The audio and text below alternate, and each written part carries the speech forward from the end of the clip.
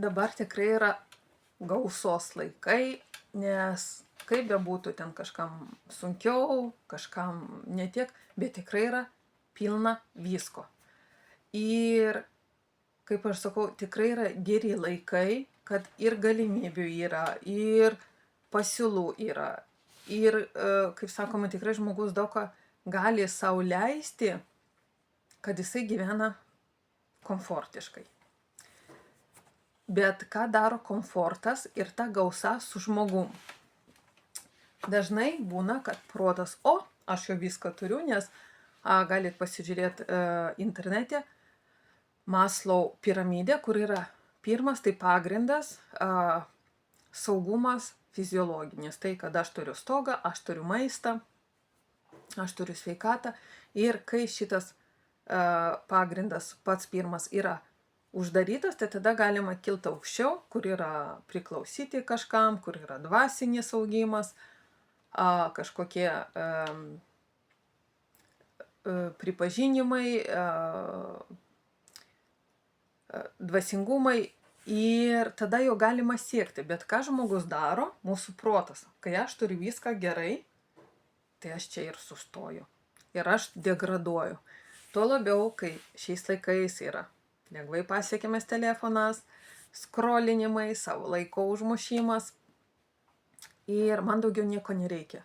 Aš priklausau, nes ten mane priima, ten aš visada gausiu kažkokį palaikymą, kažkur laiką padėsiu, kažkur parašysiu gražų komentarą, kažkas atsakys į mano komentarą, vau, tu šaunuolis, ten dar visokius gražius žodžius. Ir viskas, aš priklausau, man atrodo, kad aš priklausau, bet šiaip aš niekam nepriklausau. Nes jeigu kažkas man atsitiks, tai nieks neateis man padėti. Nieks neateis man kažką paduoti. Tai reiškia, aš niekam nepriklausau, bet sukuriu iliuziją, kad priklausau šitam pasauliui. Ir ką mes darom, pavyzdžiui, su savo vaikais. Pasižiūrėkite dabar, kiek yra advento kalendorių. Galvoju nupirkti, bet aš tiesiog neperku tokių dalykų, nes prisiminkit, kai mes, kokie 80, 70, 90 metų gimė, mes per adventą kažko atsisakinėjom. Pavyzdžiui, kiekvieną penktadienį nevalgysiu mėsos, nevalgysiu saldainių, nemeluosiu, darysiu pamokas. Mes darėm kažkokį tokį savo asketiškumą, įvedinėjom diskomfortą, kad šitam laikotarpiu aš įvesiu save į diskomfortą vardan kažko. Tai aišku, vardan to krikščioniško buvo, krikščioniško, katalikiško, vardan Dievo, vardan to tikėjimo, vardan religijos. Bet tai gerai, nes kai aš įvedu save į diskomfortą, tai aš ten augu. Ką dabar? Dabar vaikas. Imk kalendorių, kiekvieną dieną valgyk saldainį, net nesako kodėl. Tiesiog yra kalendorius. Paklauskit nors vieno vaiko, kodėl tu valgai kiekvieną dieną su skaičiukais tą saldainiuką. Vaikas kažko nori, iškart ir nuperkam. 4, 3 metų, 2 metų vaikas, aš irgi noriu telefono, nes aš matau, kai tėvai sėdi telefonuose kiekvieną vakarą, jisai gauna telefoną. Nori dviračio, imk dviratį. Nori žaisliuko, imk žaisliuką. Nori bulkutės, imk bulkutę.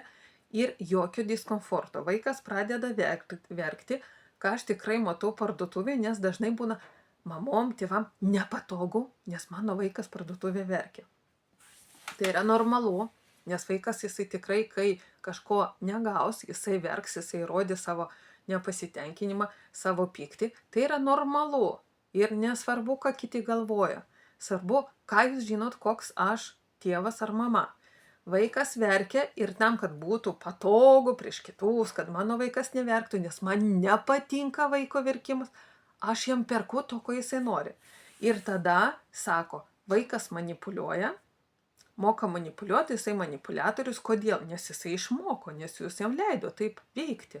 Jisai vieną kartą paverkė, vau, gavau. Antrą kartą paverkė, gavau. Trečią kartą paverkė, gavau. Reiškia, veikia. Šita sistema veikia. Nes jisai bando kaip tas aklas čiupinėti, o kaip šitas gyvenimas veikia. Ir ta manipuliacija tiesiog, jeigu jūs leidotės, nes jūs nusileidot iš suaugusiai vaiko poziciją, kad tik neverk, aš tau duosiu, tai jisai ir naudosis. Ir kas kart, kai jisai jumis manipuliuoja, tai reiškia, jūs nusileidžiate iki jo lygio. Ir grįšiu prie tos gausos, tai prie to kalendorius, prie to, kad mes kaip tėvai, kaip suaugę, pradedam viską leisti savo vaikam, tai prasideda, kad jisai emociškai, visiškai nepasiruošęs, nes mes neleidžiam jam jausti diskomforto, mes nepripratinam tada jo prie laukimo, prie ištvermės, prie kantrybės. Ir jisai čia ir dabar, toks lepūnėlis, karalius, aš noriu.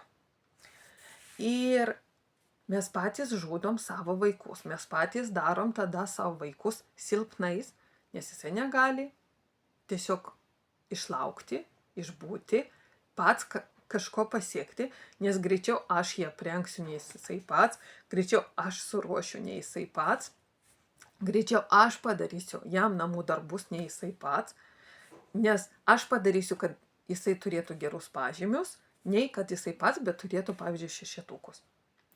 Nes kaip mano vaikas 6. Ir patys suaugę žaloja vaikus.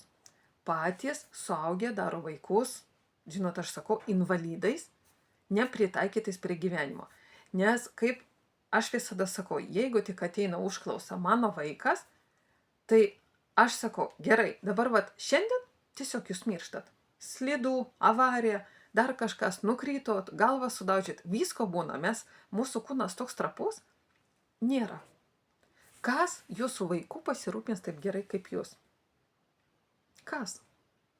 O miršta ir mama, ir tėtis važiuoja vienu automobiliu, avarija. Ir vaikas lieka vienas. Jisai keliauja arba pas šeimos narius, arba jeigu, pavyzdžiui, nieks nepaima, arba jeigu nėra, jisai keliauja į namų vaikus, keliauja į naują šeimą. Kas jo pasirūpins taip kaip jūs? O jisai nesavarankiškas, jisai nemoka, jisai pripratęs, jisai verkia, kai kažko negauna. Ir taip mes patys darom silpnesnius. Pabandyk atsisakyk kažko. Tai pasižiūrėkit, jūs kai suaugę, kokias askezės, būtent tokius, kažko atsisakot vardant kažko. Nes kai jūs kažko atsisakot, kai jūs, pavyzdžiui, aš kiekvieną rytą apsipilu šaltų vandeniu. Tai yra jau, aš suteikiu stresą savo organizmui. Aš badauju kiekvieną, pavyzdžiui, ten 4. Jau stresas mano organizmui. Aš atsisakau cukraus. Jau stresas, net savaitei, mėnesiui. Aš atsisakau kavos. Jau aš atsisakau mėsos. Jau stresas. Aš atsisakau saldainių. Tai jau stresas ir tas stresas, jisai užkuria, mūsų protas pradeda, o kas atsitiko, kas čia, ir jisai pradeda galvoti, nes gausos laikais, aš atsipalaidavęs, aš viską turiu, man daugiau nieko nereikia, nes protas tikrai nenori, jis toks tinginys nieko nenori daryti, jeigu jam gera, tai daugiau aš nieko nedarysiu. Ir pagal Maslow piramidę, jeigu tas fiziologinis saugumas yra, tai žmogus turėtų augti, deja, taip nedaro. Tiesiog degraduojama, nes pats žmogus pasirenka, jeigu aš turiu pagrindą, turiu saugumą fiziologinį, ką aš toliau darysiu. Ar tiesiog rysiuos žemyn, ar eisiu aukštyn, nes yra daug visko neišmokto, yra daug įdomių dalykų. Šitam pasaulyje, šitam gyvenime tikrai yra begalė įdomių dalykų. Ir kiekvienas iš jūsų pasirenka. Ir būtent kodėl jūs nesirenkat kažko, kad užaugti, kad pagerint savo, pavyzdžiui, intelektą, savo žinias, savo sveikatą, savo gerbuvį dar labiau, kad kažkur aukštesnę, pavyzdžiui, turėti tikslą, kad suburti žmonės, kažkokius bet ką, kad tiesiog aukštesnis, kad padaryt pasaulį gražesnį, geresnį. Ne, tiesiog man čia gerai ir aš čia ir kaip tas riebaluose plaukiosiu, bet kiek jisai plaukios tose riebaluose, ne? Tai ir dažnai žmogus būna, kad jisai tiesiog nežino kaip, nes ateina iš vaikystės, kad tu to nepadarėjai, tu blogai padarėjai, kritikos ir tas vidinis balsas kažkas, tiesiog atmušė rankas, dingo ūpas, atsirado nepasitikėjimas savim. Tai ieškot, o kodėl aš nieko nenoriu? Nes nėra normalu nieko nenorėti. Nėra normalu norėti tik tai pavalgyti, pamiegot, net tiesiog pavalgyti ir pamiegot, nes net tada į darbą net nesinori eiti.